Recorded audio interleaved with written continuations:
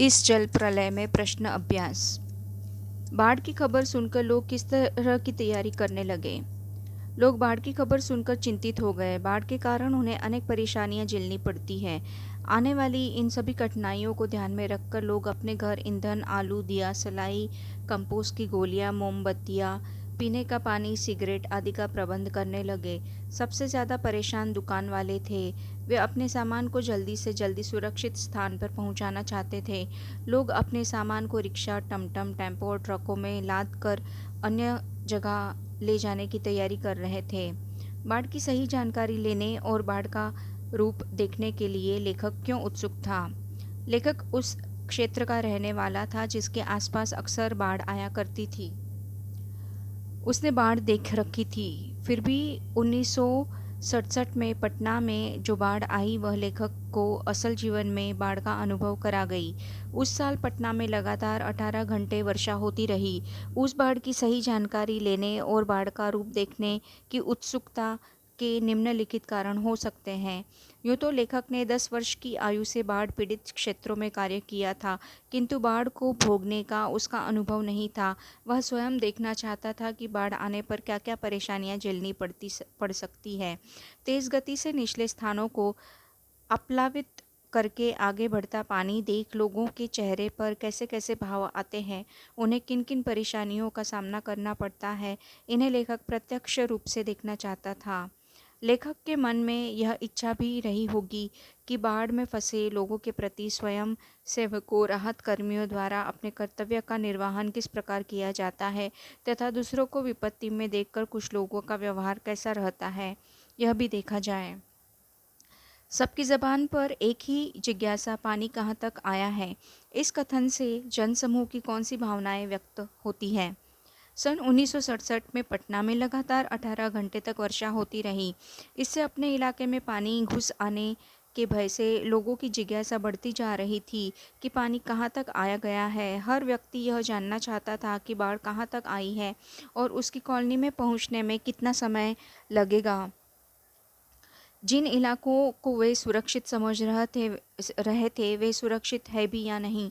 इस प्रकार जनसमूह के कथन में उत्कट जिज्ञासा, कुतूहल तथा नया अनुभव प्राप्त करने की भावनाएं व्यक्त हो रही थी।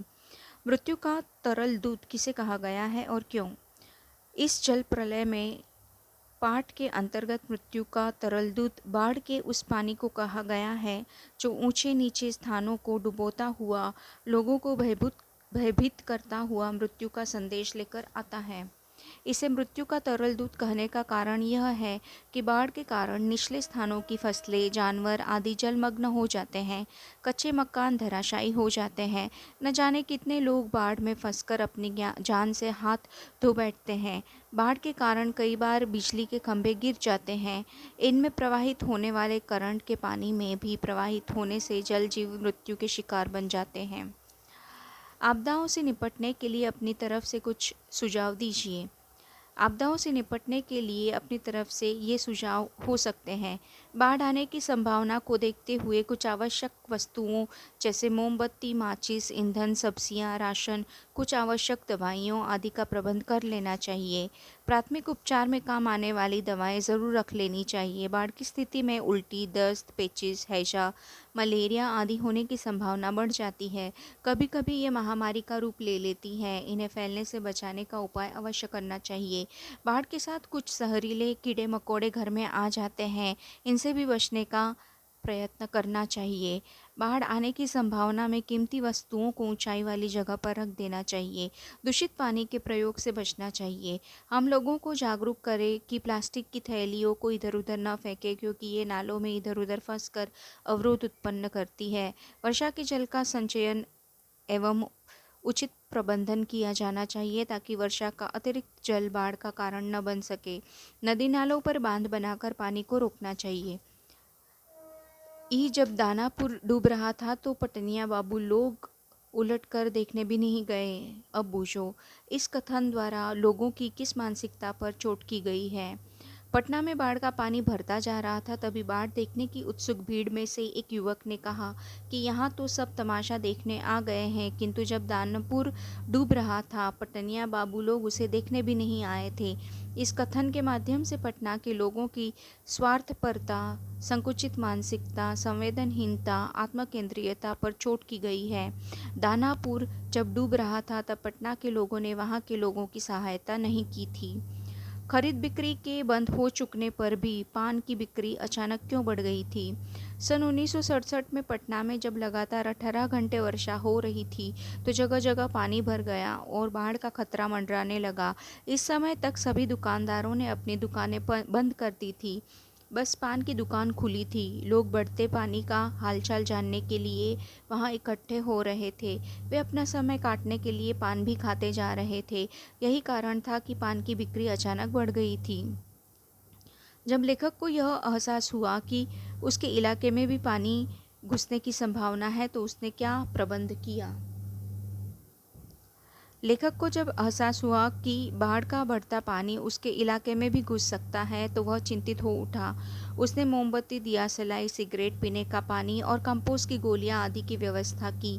उसने राजेंद्र नगर चौराहे पर मैगजीन कॉर्नर की सीढ़ियों पर बिछी पत्र पत्रिकाओं में से हिंदी, बांग्ला और अंग्रेजी की कई सिने पत्रिकाएं खरीद ली।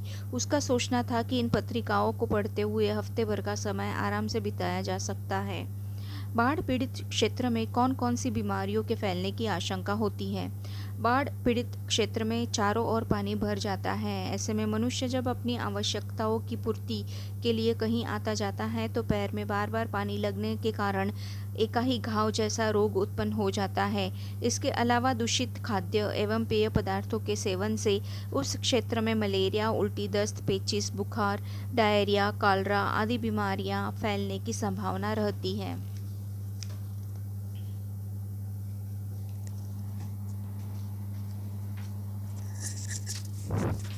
नौजवान के पानी में उतरते ही कुत्ता भी पानी में कूद गया। दोनों ने किन भावनाओं के वशीभूत होकर ऐसा किया? बाढ़ पीड़ित क्षेत्र से बीमार व्यक्तियों को कैंप में ले जाया जा रहा था। एक बीमार नौजवान के साथ उसका कुत्ता भी नाव पर चढ़ गया। डॉक्टर साहब भयभीत हो चिल्लाने लगे। बीमार नौजवान पानी में उतर गया। उसके उतरते ही कुत्ता भी पानी में उतर गया। युवक के पानी में उतरने का कारण यह था कि वह नौजवान कुत्ते से अपनापन तथा भावनात्मक लगाव रखता था। वह कुत्ते को अपने परिवार के सदस्य की तरह मानता था। वह अपने परिवार के इन सदस्य को कैसे छोड़कर जा सकता था? यही स्थिति कुत्ते की भी थी। उसने देखा कि जब उसका मालिक नाव से उतर गया है तो वह भी कैसा नाव में बैठे रहे। अपने मालिक को बाढ़ में छोड़कर वह अकेले कैंप में कैसे जाए? इस भावना से अधीन हो कुत्ता भी नाव से उतर गया। अच्छा है कुछ भी नहीं, कलम थी वह भी चोरी चली गई। अच्छा है कुछ भी नहीं मेरे पास। मूवी कैमरा, टेप रिकॉर्डर आदि की तीव्र उत्कंठा होते हुए भी लेखक ने अंत में उपर्युक्त कथन क्यों कहा? लेखक ने देखा कि उसकी कॉलोनी के आसपास का सारा भाग ही पानी में डूबने लगा है तो उसने महसूस किया कि अच्छा है कि उसके पास कुछ भी नहीं है। उसके पास अगर मूवी कैमरा, टेप रिकॉर्डर होते भी तो वह आसपास के लोगों की हृदय विदारक चीखें तथा विभीषिका के दृश्य भले ही कैद कर लेता, पर इससे बाढ़ में फंसे लोगों का कोई कल्याण नहीं हो सकता था। यह लेखक के लिए लेखन का विषय बन सकता था, पर यह सब उनके किस काम का था? वह मात्र तमाशबीन बनकर रह जाता। लेखक तो हमेशा से बाढ़ पीड़ितों की मदद करना चाहता था। वह उनकी मदद न कर पाता, इसलिए उसने ऐसा कहा कि अच्छा है कुछ भी नहीं, कलम थी वह भी चोरी चली गई। अच्छा है कुछ भी नहीं मेरे पास।